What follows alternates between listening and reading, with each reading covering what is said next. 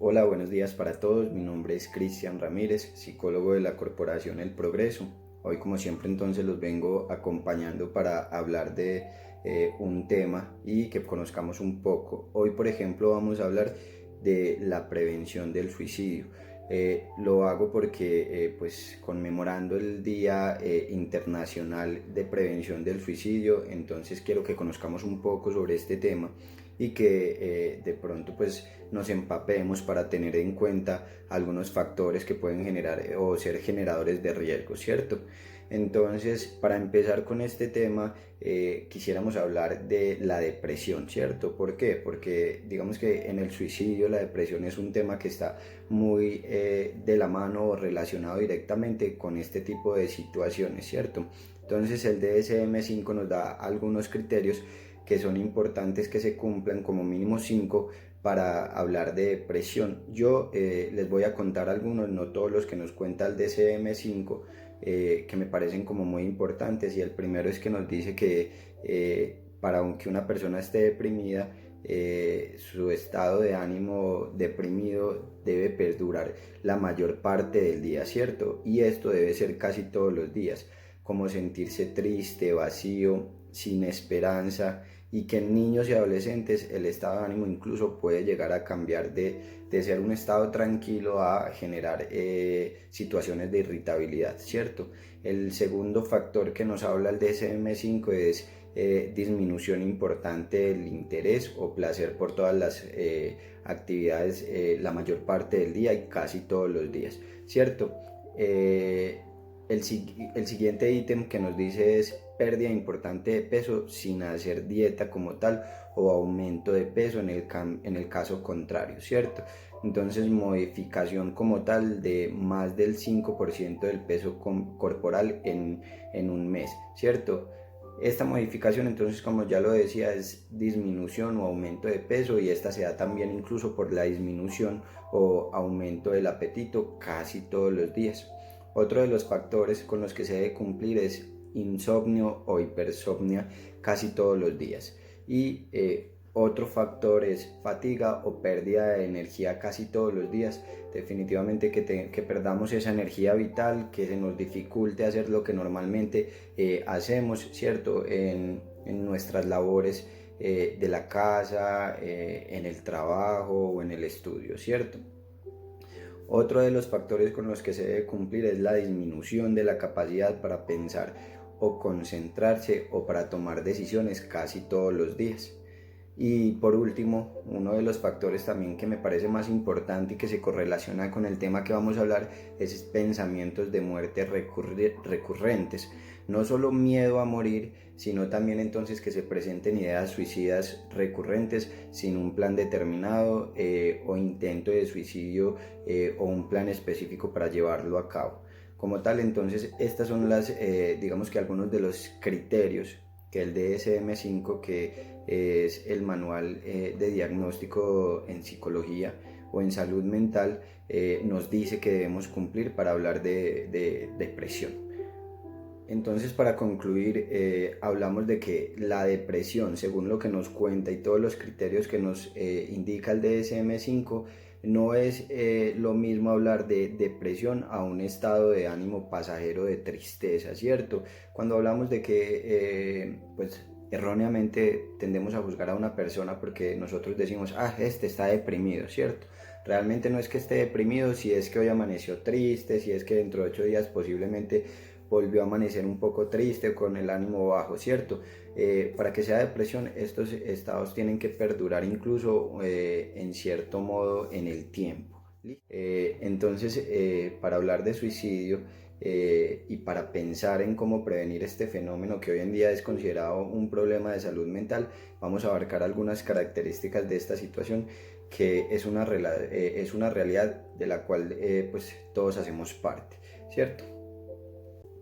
Entonces, para hablar un poco de esto, voy a contextualizarlos en cuestión de cifras. y la OMS pues nos declara que al menos alguien a nivel mundial se está suicidando cada 40 segundos, por lo menos eso es una cifra que se da en un promedio de diario, ¿cierto? Siendo entonces este un problema que no solo se presenta en Colombia, no solo lo vivimos aquí en Colombia, incluso en Antioquia, que es una digamos que de los departamentos donde la tasa está más elevada, sino que también pues lo podemos ver reflejado a nivel mundial.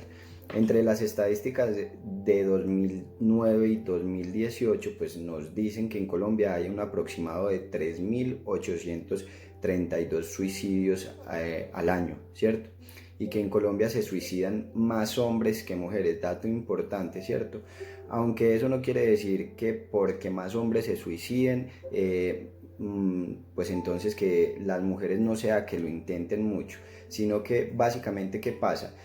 Más hombres llegan a consumar el acto porque los hombres como tal son más agresivos, más digamos que más fuertes en sus decisiones a la hora de llevar el acto a cabo, ¿cierto? Pero en realidad las cifras nos muestran que son las mujeres quienes más índices de intento de suicidio tienen, pero que son los hombres quienes más, digamos que son efectivos en el acto, ¿cierto? Porque las mujeres posiblemente son más dóciles en su manera de pensar y los hombres son más agresivos a la hora de llegar a hacer, realizar el acto y tener más eficacia en este. Un informe de Forensis, que es el informe del Instituto de Medicina Legal en Colombia, nos dice que en el 2019 se realizaron 2.643 suicidios, de los cuales pues todos fueron óptimos, ¿sí? Uno de los datos más alarmantes y preocupantes incluso que queremos y que papás y mamás tenemos que tener en cuenta es que nos dice también ese informe que los niños también se están suicidando, que los niños también están presentando este tipo de problemáticas y se sienten afectados por alguna situación como tal. Entonces ahí es donde tenemos que estar alerta, tenemos que estar muy atentos a lo que están pensando nuestros hijos, a lo que están actuando, a qué nos están queriendo decir, ¿cierto? Entonces uno podría pensar que pues un niño no podría tener la capacidad de pensar, de planificar y de llevar a cabo un acto suicida, pero es así, ¿cierto? Nuestro indicador entonces nos dice que 5 casos de niños entre los 4 y los 9 años se efectuaron y pues se llevaron a cabo como tal, y 83 casos de niños entre los 10 y los 13 años también fueron llevados a cabo en el año pasado, ¿cierto? Esto nos está diciendo entonces posiblemente que tenemos que estar muy atentos a estos factores de riesgo, ¿cierto? Que tenemos que estar muy atentos a estos comportamientos de nuestros hijos. ¿Qué factores incluso entonces nos pueden generar el deseo de suicidio, de quitarnos la vida, ¿cierto? Aparentemente, entonces factores estresores, como por ejemplo a nivel social, ¿cierto? Dificultades en el relacionamiento o algún tipo de bullying, algún tipo de dificultad que tengamos, económicos y laborales también, ¿cierto? En esta pandemia incluso muchas personas perdieron su empleo, disminuyeron su ingreso laboral, su ingreso económico, entonces esto genera algún tipo de angustia, ¿cierto? Porque muchas personas tenían deudas que pagar, tenían situaciones que asumir a nivel económico y se les dificultó, ¿cierto?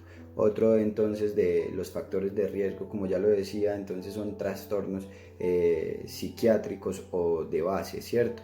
Que ya hayamos o que la persona ya haya sufrido en algún momento algún episodio psiquiátrico o psicológico, ¿cierto?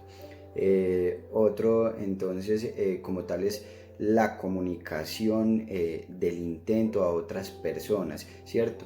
Muchas personas entonces tienen algunos mitos sobre este tipo de actos, pero ahorita más adelante vamos a contar un poco sobre lo que son los mitos acerca del suicidio, pero sí tenemos que estar alerta de cuando alguien nos comunica, nos expresa y no solo verbalmente, sino que también su manifestación puede ser a través de sus actos, ¿cierto? Incluso en su cambio comportamental. Listo. Otra de los factores asociados a riesgo como tal, entonces es la disolución de la relación amorosa o pérdida significativa reciente, ¿cierto? Ya lo habíamos hablado anteriormente. Y otro es mejoría repentina de un estado de ánimo deprimido, ¿cierto? Uno normalmente puede pensar que la persona que salió de ese estado de depresión y que ya está bien, difícilmente pues entonces va a poder recaer, o que definitivamente no va a intentar un acto como estos, pero es cuando más en riesgo se podría encontrar este tipo de personas, ¿cierto? Otro de los factores que inciden es el tema de familias disfuncionales, cuando hay ambientes hostiles, cuando hay ambientes agresivos, ¿cierto? Cuando se presentan dificultades de relación al interior del hogar, ¿cierto? Entonces debemos de estar muy atentos a estos elementos, que son pues como tal importante tenerlos en cuenta, porque si son situaciones que de una u otra forma nos están prendiendo la alarma, nos están activando el bombillito que nos dice que hay algo que está pasando, ¿cierto? Que hay algo que le está pasando a esta persona, que hay algo que le está pasando a nuestro hijo. ¿Listo? Ahora entonces vamos a hablar un poco sobre las señales de alerta en este tipo de situaciones o en este tipo de casos, como es el, el suicidio, ¿cierto? Entonces, una de las principales señales de alerta es la presencia de síntomas depresivos, como ya lo decíamos al inicio y en el transcurso de este video. Pues el suicidio como tal se asocia mucho a la depresión, ¿cierto? Entonces para eso tenemos que empezar a aprender a identificar cuáles son esos factores con los que se tienen que cumplir para que hablemos de depresión y de pronto de riesgo suicida, ¿cierto? Otro de los factores o señales de alerta es la verbalización de frases como ¿para qué vivir así?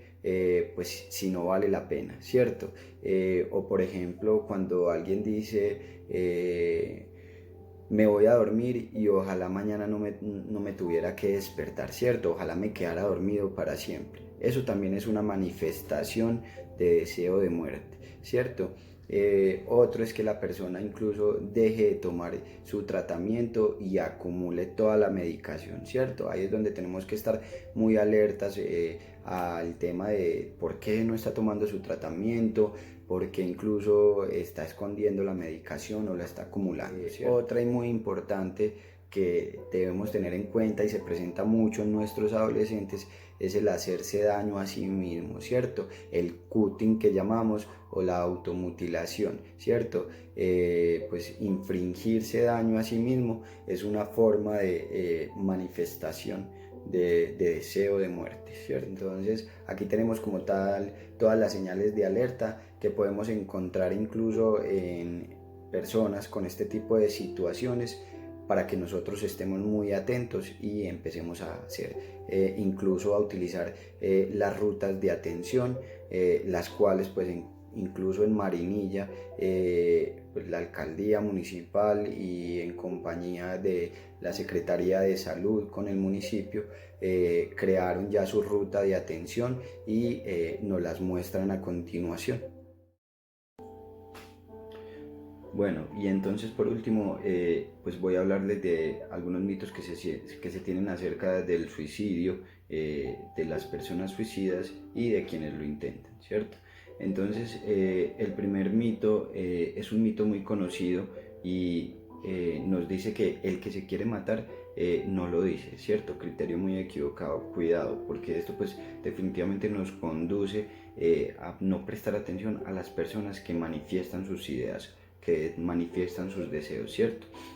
A nivel científico incluso se dice que de cada 10 personas que se suicidan, 9 personas manifestaron claramente sus propósitos de tener este tipo de conductas. Listo, entonces muy atentos.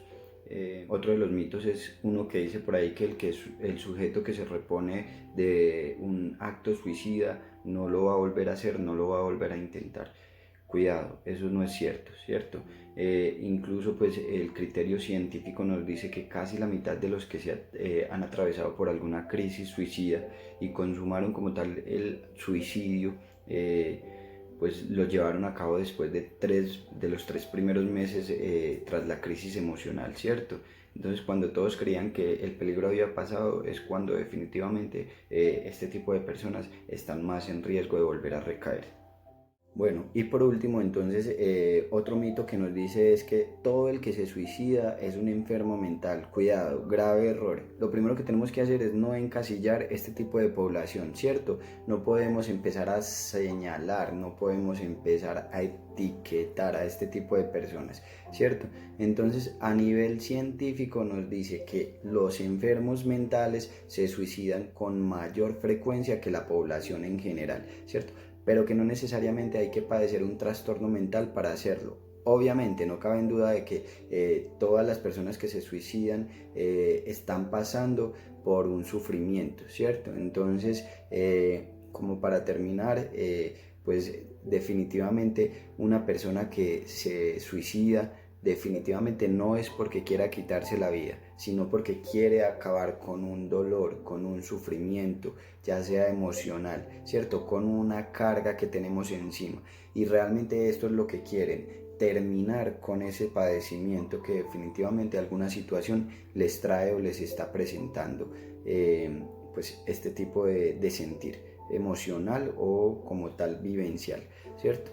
Entonces, papás, mamás, hermanos, todos en general tenemos que estar muy atentos de este tipo de situaciones cuando alguien cercano a nosotros, un amigo, un compañero, un hijo, nuestra esposa, nuestro esposo, cualquier persona que esté allegada a nosotros, presente este tipo de actos, presente este tipo de cambio de conductas, estemos atentos, ¿cierto? Estemos atentos a qué es lo que está pasando. Podemos ofrecer una mano de ayuda, no necesariamente tenemos que ser profesionales. Con que nosotros hagamos una serie de preguntas, indaguemos un poco por cómo está su estado de ánimo, qué puede estar pasando, por qué te sientes así, por qué te afecta definitivamente esta situación, ¿cierto?